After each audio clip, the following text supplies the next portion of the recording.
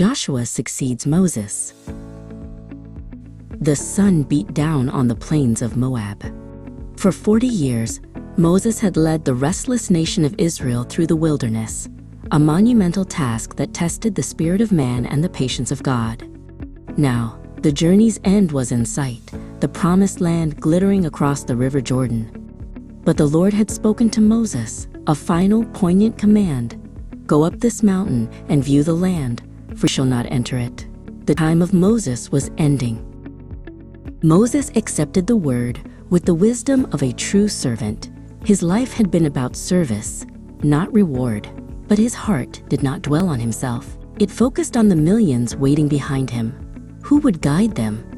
Who would lead the mighty charge across the Jordan and face the formidable nations that lay beyond?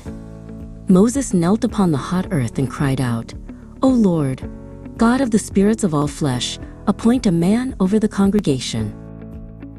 This was the profound mark of Moses' leadership. He was not a shepherd who cared only for his own glory, but one who feared his flock would become like sheep which have no shepherd.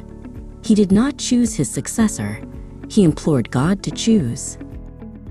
And God answered, his voice echoing through the silence of the desert mountaintop. "Take Joshua the son of Nun, a man in whom is the Spirit, and lay your hand on him, and set him before Eleazar the priest, and before all the congregation, and commission him in their sight." Joshua had not been idle. For years he served Moses faithfully. Learning the burdens and blessings of leadership, he stood ready, already marked by the Spirit, disciplined by decades of obedience. Now, the time for quiet service was over. He was called to step into the blinding light of command. Moses gathered the elders and the heads of the tribes. He took Joshua and placed him before Eleazar the high priest and the massive, expectant congregation. Every eye was fixed on this solemn, sacred ceremony that marked the transition of history. In a moment charged with destiny, Moses placed some of his authority upon Joshua. This was not a transfer of all power, for no man could fully replace Moses, who spoke face to face with God.